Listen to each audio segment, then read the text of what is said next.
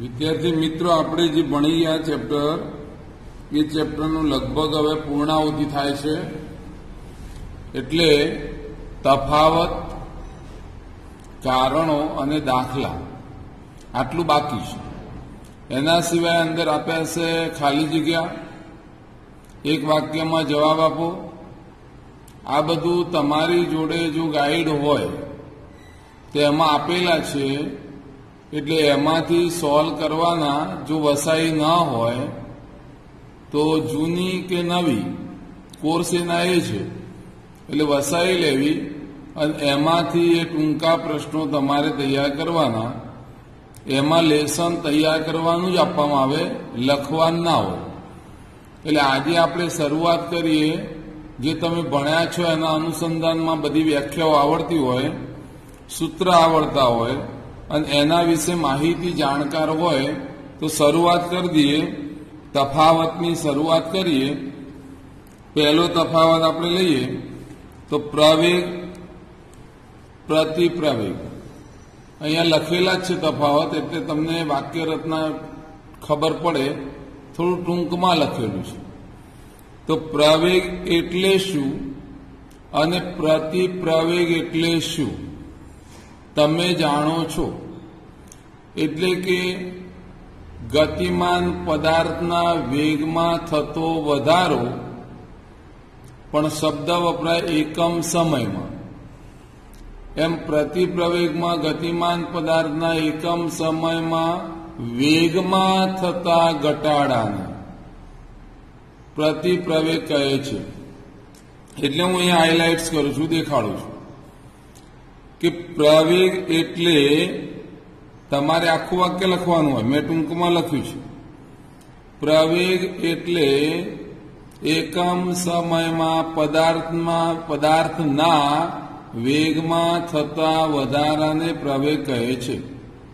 તો સામે આવશે એકમ સમય નહીં લખ્યું મેં, પણ લખવું પડે. મેં ટૂંકમાં લખ્યું છે એકમ સમયમાં પદાર્થના વેગમાં થતા ઘટાડાને પ્રતિપ્રવેગ કહે છે. પ્રવેગ હંમેશા વેગમાં વધારો થતો હોવાથી તેનું મૂલ્ય ધન જ આવે, કારણ કે અંતિમ વેગ પ્રારંભિક વેગ કરતા વધી જાય એટલે ધન કહેવાય.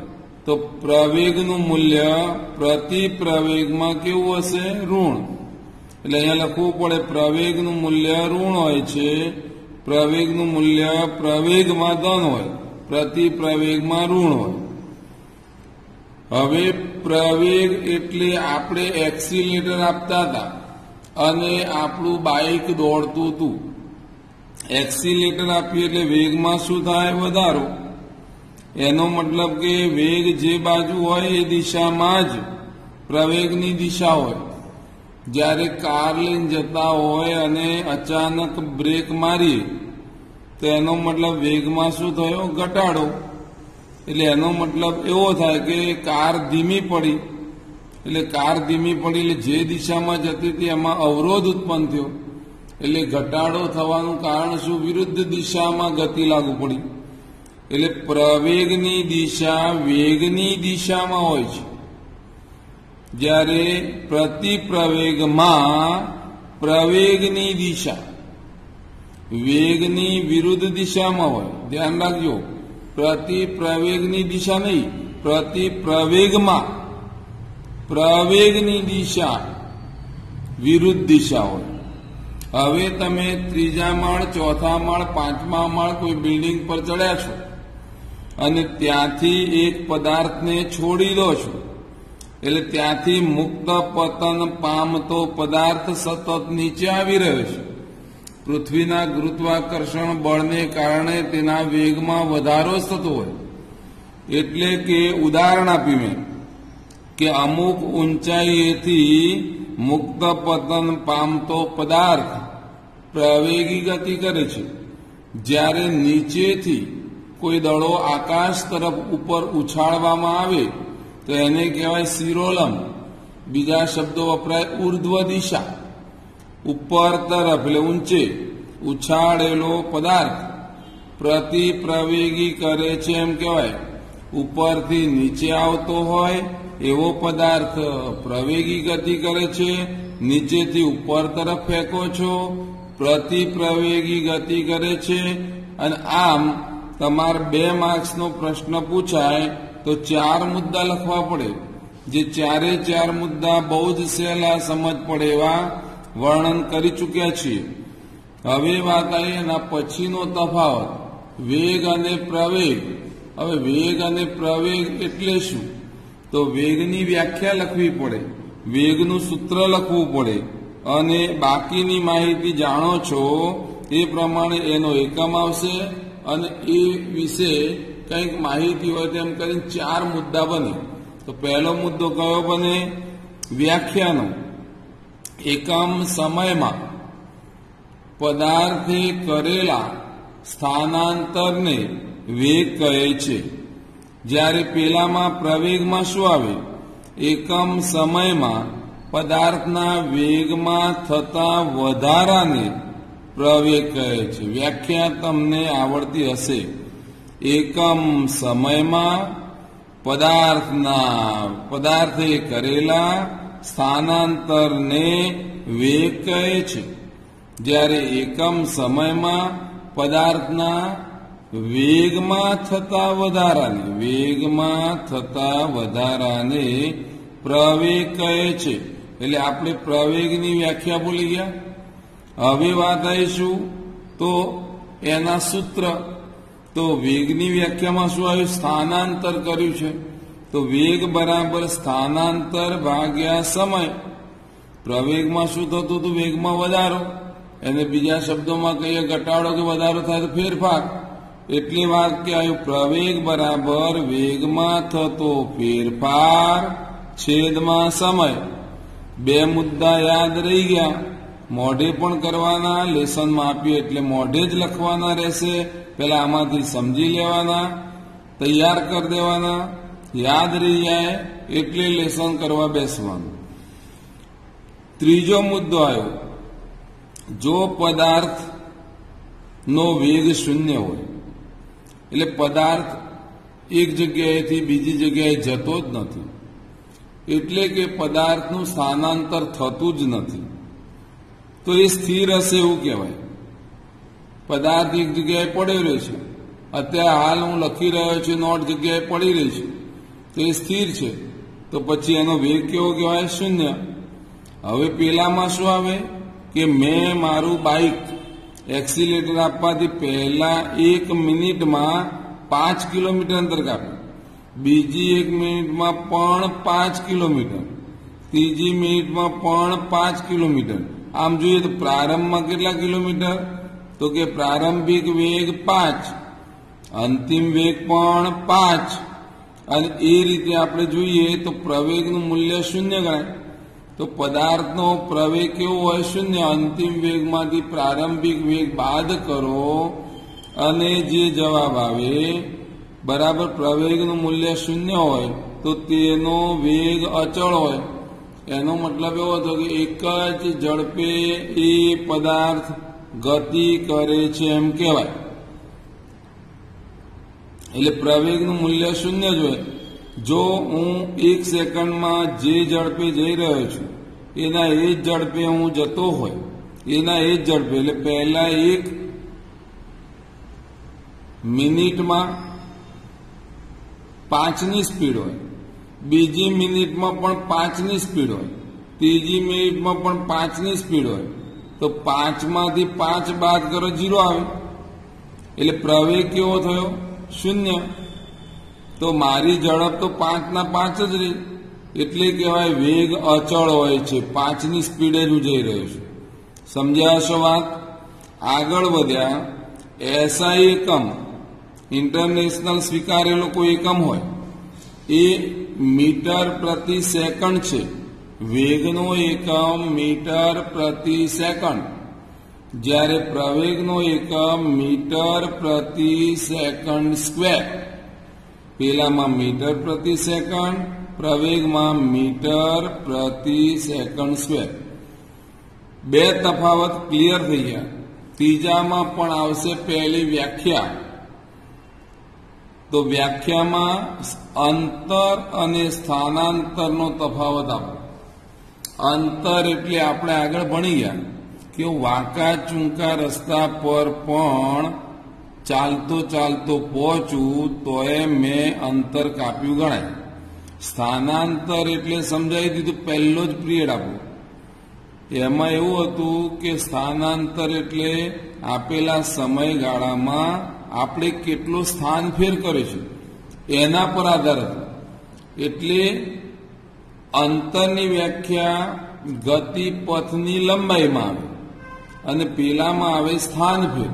તો એના ઉપરથી વાક્ય બનાવ્યું, આપેલા સમયગાળામાં પદાર્થના ગતિપથની લંબાઈ. આપેલા સમયગાળામાં પદાર્થના ગતિપથની લંબાઈને અંતર કહે છે. જ્યારે પેલામાં આપેલા સમયગાળામાં પદાર્થના સ્થાન ફેરને એક જગ્યાએથી બીજી જગ્યાએ જાય એટલે સ્થાન ફેર થયું કહેવાય. તો સ્થાન ફેરને સ્થાનાંતર કહે છે. હવે તમે કયા રસ્તા પર ગયા છો એના પર અંતર કપાયેલું ગણાય. વાંકા ચૂંકા રસ્તા હોય કે વડોદરાથી અમદાવાદ જઈને પાછા આવો તો ગતિપથ પર આધાર રાખે છે. જ્યારે પેલામાં એવું નથી, ગતિપથ પર આધાર રાખતો નથી. કેમ એ સમજાવું. મેં આવું સમજાવ્યું હતું કે વડોદરાથી હું અમદાવાદ જઉં, અમદાવાદથી વડોદરા આવું તો ગયો ત્યારે 100 કિલોમીટર, પાછો આવ્યો એટલે 100 કિલોમીટર. મેં કેટલું અંતર કાપ્યું? તો 100 + 100 = 200 કિલોમીટર અંતર કાપ્યું ગણાય. તો સ્થાનાંતરની વાત આવે એટલે હું ક્યાં હતો? પ્રારંભિક સ્થાન વડોદરા. ક્યાં ગયો? અમદાવાદ. અમદાવાદથી ક્યાં આવ્યો? પાછો વડોદરા. તો મારું પ્રારંભિક સ્થાન કયું હતું? વડોદરા. અને અંતિમ સ્થાન પણ પાછો ક્યાં આવ્યો? વડોદરા. એટલે અંતિમ સ્થાન પણ વડોદરા. તો અંતિમ સ્થાન ઓછા પ્રારંભિક સ્થાન એવું કરીએ તો મને જવાબ મળે 0. આમ ગતિપથ પર આધાર ના રાખે. ગતિપથ ગમે તેટલો લાંબો હોય પણ વળીને પાછા તમે આવવાના હોય તો એ માપ ગણાય નહીં. અંતિમ સ્થાન ઓછા પ્રારંભિક સ્થાન પરથી મળે. એટલે દિશાની જરૂર પડી ક્યાં? સ્થાનાંતરમાં. દિશાની જરૂર ન પડી ક્યાં? તો પછી અંતરમાં. એટલે દિશાની જરૂર નથી એટલે અદિશ રાશિ છે. અંતર અદિશ રાશિ છે, જ્યારે સ્થાનાંતર સદિશ રાશિ. સદિશ. હવે વાત આવીશું કે કોઈ પણ જગ્યાએ તમે અંતર કાપવા જાઓ એટલે કાં તો એ સ્થિર હોય તો 0 ગણાય અને ત્યાંથી બીજી જગ્યાએ જાય તો એ ગતિપથની લંબાઈ માપો એ હંમેશા ધન જ હોય. એટલે અંતર ધન હોય કાં તો પછી 0 હોય. અંતર ધન કે 0 જ હોય. જ્યારે સ્થાનાંતરમાં આપણે ભણી ગયા હતા, એક ઉદાહરણ લીધું હતું, A B C સ્થાને ફરે છે પદાર્થ. એવું ઉદાહરણ પહેલા જ પિરિયડમાં બરાબર એ વિડીયો વાંચજો, સાંભળજો, ખબર પડશે.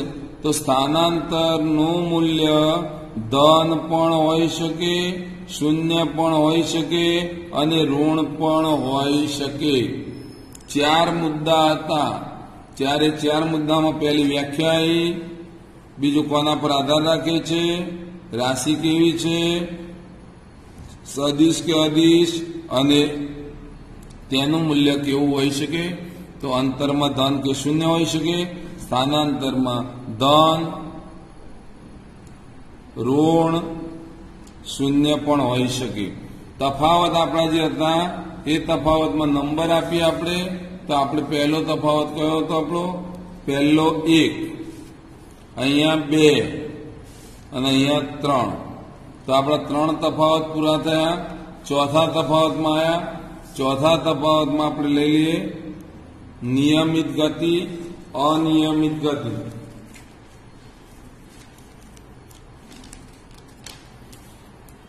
હવે વાત આવી નિયમિત અને અનિયમિત ગતિ એટલે શું? પાછું ભણેલા યાદ કરવાનું.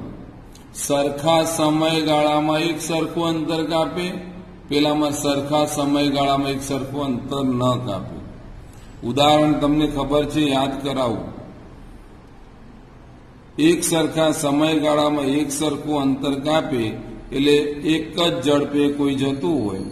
દાખલા તરીકે આપણે પ્લેનની વાત કરી હતી, વિમાનની. ટ્રેન હોય તો ટ્રેન, હવે સ્પીડમાં આવ્યા પછી ટ્રેન દર કલાકે 60 કિલોમીટર અંતર કાપે, દર કલાકે 60, તો એ નિયમિત ગતિ કહેવાય. પણ ટ્રાફિક વાળો રસ્તો હોય ને કાર લઈને જતા હોય તો પહેલા સ્પીડમાં ગયા, ટોલ નાકું આવે, ઉભા રહ્યા, પાછું ટ્રાફિક નળ્યો, ઉભા રહ્યા, પાછી સ્પીડ વધી, આ બધી ગતિ અનિયમિત કહેવાય. એટલે એના ઉપરથી વાક્ય રચના કઈ બને? પદાર્થ એક સરખા સમયગાળામાં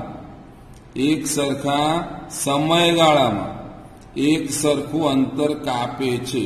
અહીંયા એક સરખા ગાળામાં લખ્યું છે, એની જગ્યાએ હું સમય લખું. એક સરખા સમયગાળામાં એક સરખું અંતર કાપે છે. પેલામાં આવશે પદાર્થ સમયના સરખા ગાળામાં એક સરખું અંતર કાપતો નથી. પહેલો મુદ્દો ક્લિયર થયો. હવે આપણે આલેખ દોર્યા હતા, આમ કરીને આમ, યાદ છે? આલેખના ઉપયોગોમાં એમાં અહીંયા લખ્યું હતું વેગ, તો અહીંયા શું લખ્યું હતું? સમય. તો વેગ સમયમાં આમ સીધી લીટી જાય, સીધી લીટી.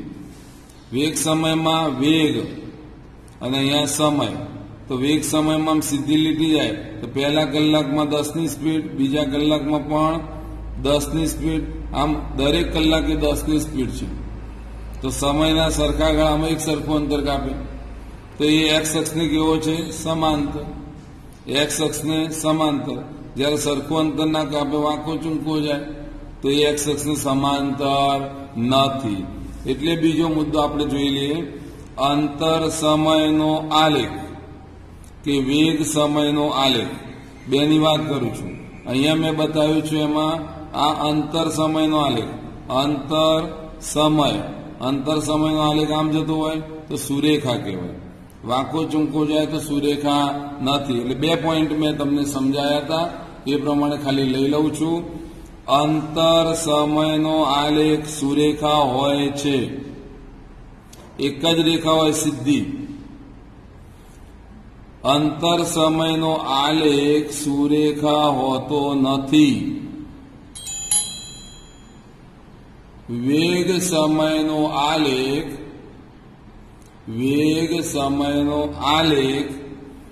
એક્સ અક્ષને સમાંતર હોય છે. વેગ સમયનો આલેખ એક્સ અક્ષને સમાંતર હોતો નથી. 3 મુદ્દા બરાબર ફરીથી ઝડપથી બોલી જઉં છું. પદાર્થ એક સરખા સમયગાળામાં એક સરખું અંતર કાપે છે, એક સરખું અંતર કાપતો નથી. અંતર સમયનો આલેખ સુરેખ હોય છે. અંતર સમયનો આલેખ સુરેખા હોતો નથી. વેગ સમયનો આલેખ એક્સ અક્ષને સમાંતર હોય, એક્સ અક્ષને સમાંતર હોતો નથી. આ એક્સ અક્ષ છે, તો એક્સ અક્ષને સમાંતર હોતો નથી. ઝડપ અને વેગનું મૂલ્ય સમાન હોય છે. ઝડપ અને વેગનું મૂલ્ય સમાન હોય છે. નિયમિત ગતિ કરે એક જ દિશામાં તો ઝડપ વેગ સરખું થાય. જ્યારે આમાં અનિયમિત ગતિમાં ઝડપ અને વેગનું મૂલ્ય સમાન હોતું નથી. કારણ કે વાંકા ચૂંકા રસ્તા પર આડી અવળી રીતે જતો હોય એટલે એક દિશામાં ગતિ ના કહેવાય.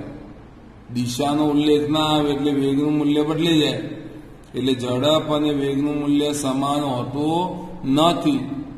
વેગ માટે પહેલાથી ભણતા આયા દિશાની જરૂર પડે છે, જ્યારે પેલામાં દિશાની જરૂર પડતી નથી.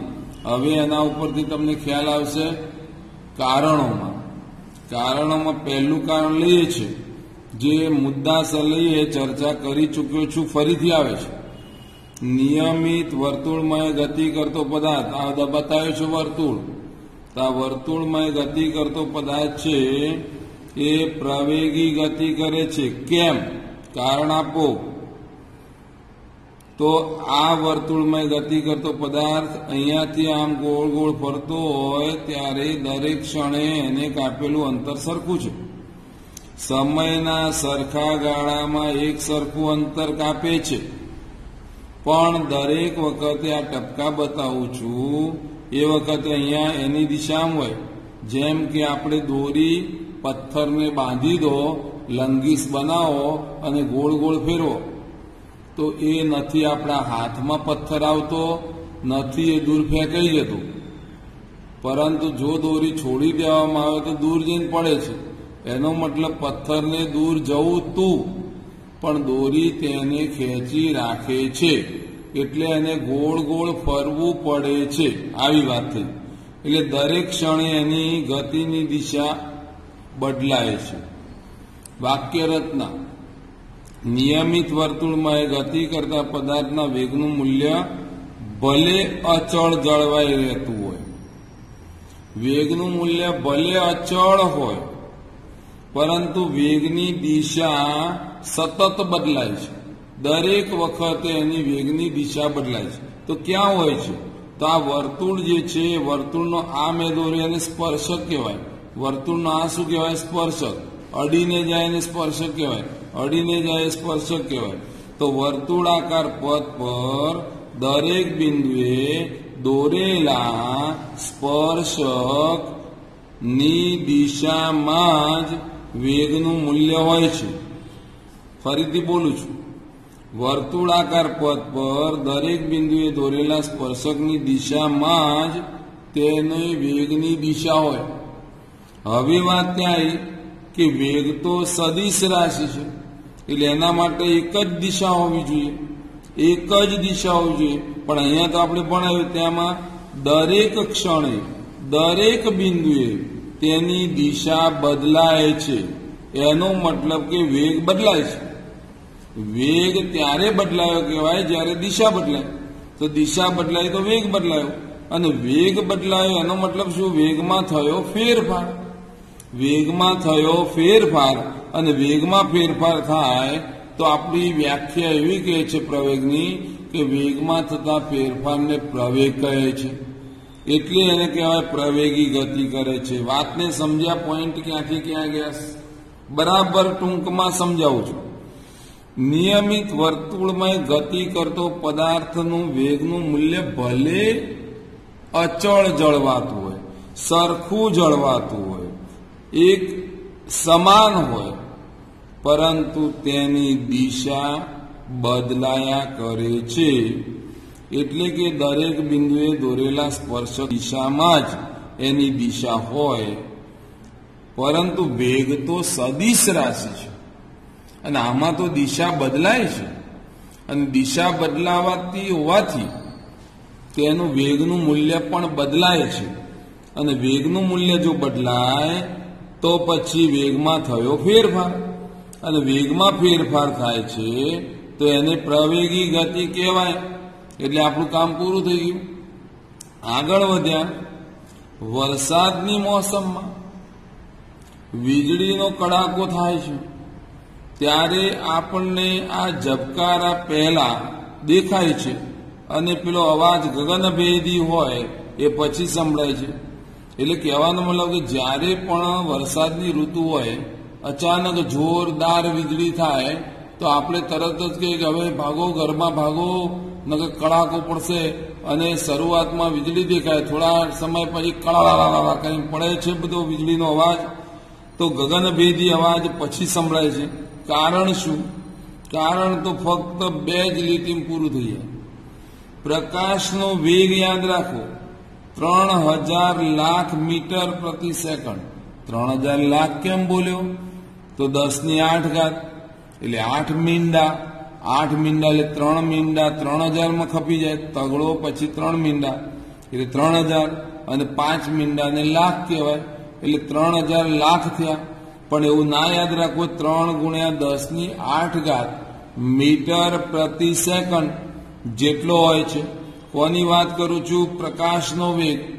પ્રકાશનો વેગ 3 × 10⁸ મીટર પ્રતિ સેકન્ડ, જ્યારે ધ્વનિ એટલે કે અવાજ નો વેગ ફક્ત 340 મીટર પ્રતિ સેકન્ડ છે.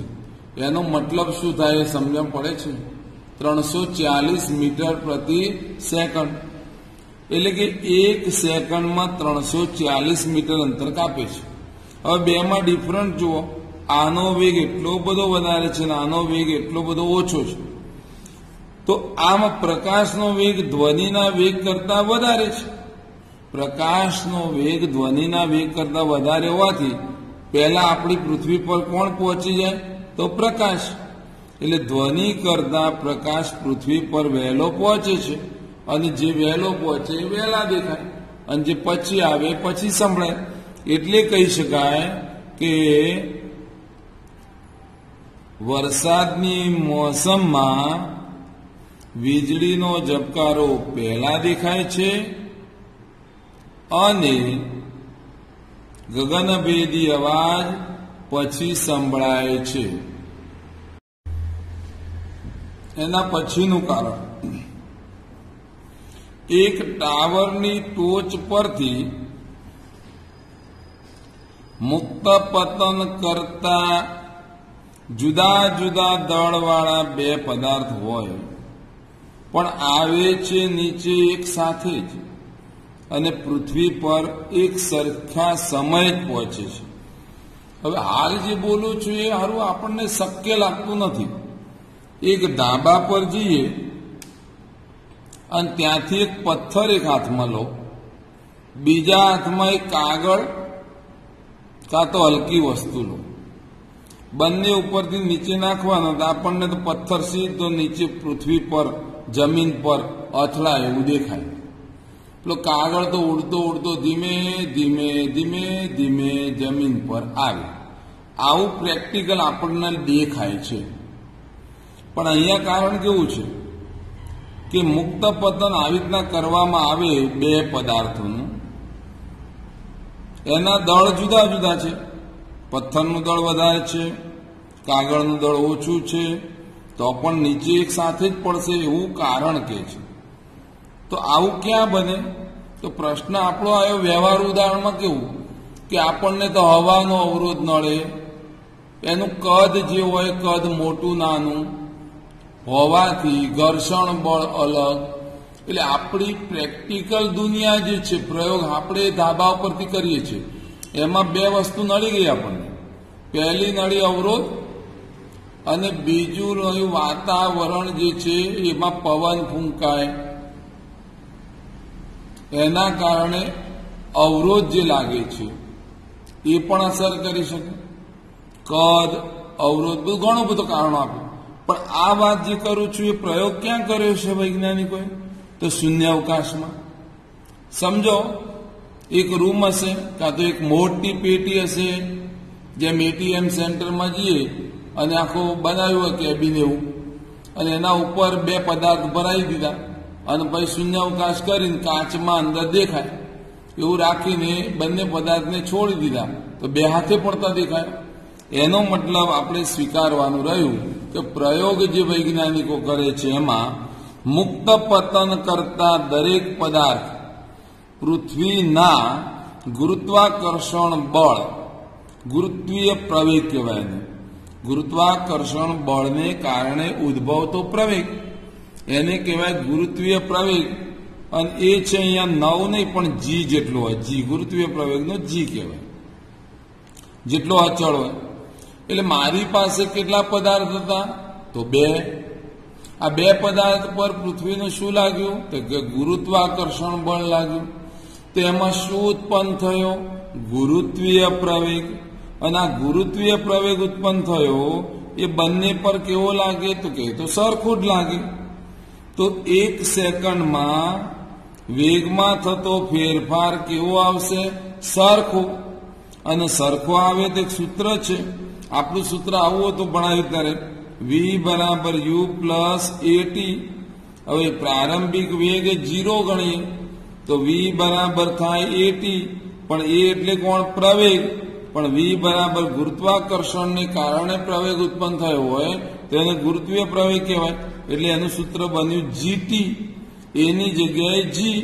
સ્કૂટર લઈને જતા હોય તો એ, અને ઉપરથી નીચે પડતા હોય તો જી. તો આ પ્રમાણે એક સરખું હોય તો વી બરાબર જીટી. હવે આ સૂત્રમાં ક્યાંય દળ એમ આવ્યું નથી.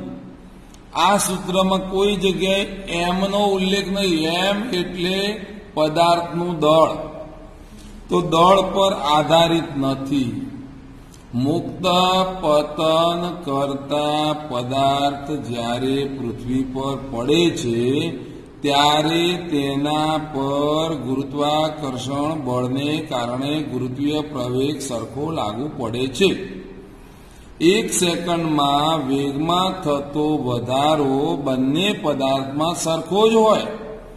તેમાં કોઈ એમ રાશિ આવી નથી, એટલે કે દળ પર આધારિત નથી.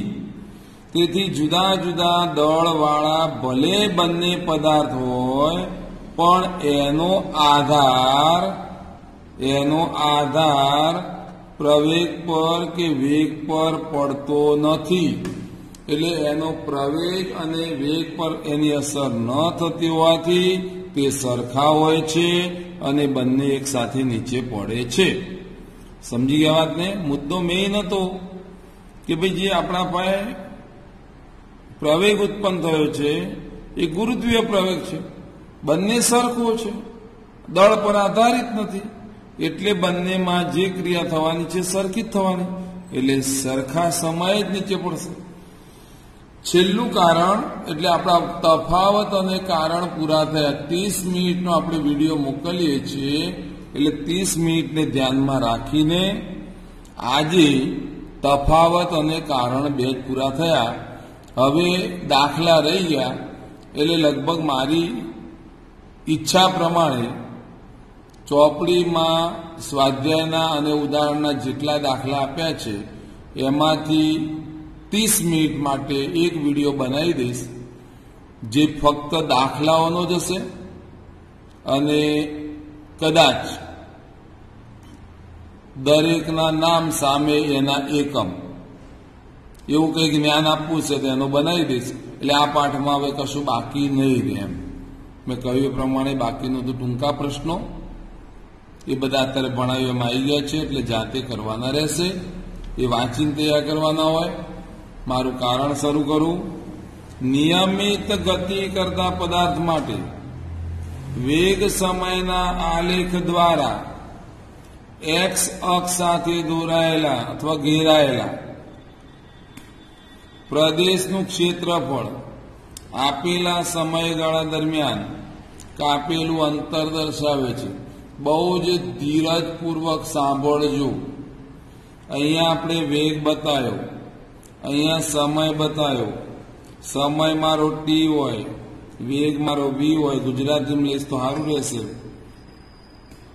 અહીંયા પદાર્થ ગતિ કરે છે. વાક્ય એવું છે, વેગ સમયનો આલેખ, એટલે આલેખ કહેવાય. આ આલેખ છે એ એક્સ અક્ષને કેવો છે ભાઈ? સમાંતર. એનાથી આટલું ભાગ લઈએ તો આ ઘેરાયેલો શું કહેવાય? પ્રદેશ. આ ઘેરાયેલો પ્રદેશ એટલે આકાર કેવો? તો કે લંબચોરસ. લંબચોરસનું ક્ષેત્રફળ લંબાઈ ગુણ્યા પહોળાઈ. લંબાઈ એટલે કોણ આવશે? સમય. પહોળાઈ એટલે કોણ આવશે? જોઈ લો અહીંયા વેગ. મેં અહીંયા ખાલી લખવા કરતા લખ્યું છે આટલું. લખાણ તો નીચે આવે છે એટલે લખવું પડે. વેગ સમયના આલેખ પરથી ઘેરાયેલા પ્રદેશ જે બન્યો છે કેવો છે ભાઈ? લંબચોરસ. જો લંબચોરસ હોય તો લંબાઈ એટલે કોણ? સમય. લંબાઈ એટલે સમય, પહોળાઈ એટલે વેગ. લંબચોરસનું ક્ષેત્રફળ સૂત્ર લંબાઈ ગુણ્યા પહોળાઈ. લંબાઈ ગુણ્યા પહોળાઈ, અને લંબાઈ એટલે સમય, પહોળાઈ એટલે વેગ. તો સમય ગુણ્યા વેગ. સમય ગુણ્યા વેગ એટલે કોણ? અંતર. એ કેવી રીતના? તો મેં એક વખત બોલી ગયો તો તમારે કોઈ વિડીયોમાં આવ્યું છે કે S બરાબર V/T, ખોટું, V બરાબર S/T આવું લખ્યું હતું. એટલે વેગ બરાબર કે ઝડપ બરાબર અંતર ભાગ્યા સમય આમ કહી લઈ ગયો તો. એટલે બોલ્યો તો શૈલેષભાઈની વીટી નથી ભયા. S એટલે શૈલેષભાઈ, વીટી એટલે વીટી પહેરીને બેઠા છે એવું નહીં માનવાનું. શૈલેષભાઈની વીટી એવું ના થાય. એ માટે થાય શું? તો આ અહીંયા બતાવ્યું ગુજરાતીમાં વી અંતર S સમય T જે ગુજરાતીમાં લખ્યું છે. વેગ અંતર સમય. આ સમયને આમ લાવો તો વેગ ગુણ્યા સમય બરાબર અંતર. હવે સમજો બરાબર, પહેલાથી ક્લિયર કરી દઉં. વેગ સમયના આલેખ પરથી ઘેરાયેલો પ્રદેશ એટલે લંબચોરસ. લંબચોરસનું ક્ષેત્રફળ એટલે લંબાઈ ગુણ્યા પહોળાઈ. પણ લંબાઈ એટલે કોણ? સમય. પહોળાઈ એટલે કોણ? વેગ. અને સમય ગુણ્યા વેગ, વેગ ગુણ્યા સમય એટલે કોણ આવે છે? અંતર. આ પણ રફકામ છે, સમજાવવા માટે લખેલું છે. એટલે અંતર થયું. તો લંબચોરસનું ક્ષેત્રફળ બરાબર અંતર. એટલે વાક્ય બોલ્યો કે ઘેરાયેલા પ્રદેશનું ક્ષેત્રફળ નું માપ તે સમયે કાપેલા અંતર બરાબર હોય છે. એટલે કે ઘેરાયેલા પ્રદેશનું ક્ષેત્રફળ અંતર દર્શાવે છે. ગણતરી કરીને સમજાવ્યું મેં, બરાબર છે. આપણી જે વાત છે એમાં હકીકતમાં આકૃતિ દ્વારા સમજી લો એટલે આ વાક્ય રચના યાદ રહી જાય. અને આ વાક્ય રચના સરળ છે. મેં રફ કામ કરીને બધું ચિતરી નાખ્યું છે એટલે એમાં ખબર પડે એવું છે, બોલ્યો છું. અને આ તમારે બરાબર મોઢે થઈ જાય એટલે પાછું લેસનમાં આપું કારણ તો લખવાનું રહેશે. સમજી ગયા? અત્યારે જે બતાવ્યું છે કારણ એમાં ખાસ આગ્રહ રાખું છું. આકૃતિમાં લંબચોરસ છે. લંબચોરસનું ક્ષેત્રફળ સૂત્ર લગાવ્યું. લંબાઈ એટલે સમય, પહોળાઈ એટલે વેગ. સૂત્રને આધારિત અંતર આવ્યું. એટલે મારું કામ પૂરું થઈ ગયું. કે ઘેરાયેલા પ્રદેશનું ક્ષેત્રફળ એટલે અંતર દર્શાવે છે. આપણો આ પાઠ પૂરો થઈ જાય એટલે ગણિતમાં એક ચેપ્ટર ચાલ્યું, વિજ્ઞાનમાં પણ એક ચાલ્યું, પાછું ગણિતમાં એક ચલાવીશું આના પછી. અને પછી વિચારીશું કે કયો વિષય શરૂ કરવો. શક્ય હોય તો ગણિત વિજ્ઞાનનું નોલેજ મેળવ્યા કરો. કારણ કે આપણા જીવનમાં આગળ પણ જ્યારે પણ જરૂર પડી છે ભણવાની ત્યારે બાકીના વિષયો ડિલીટ થતા જાય છે.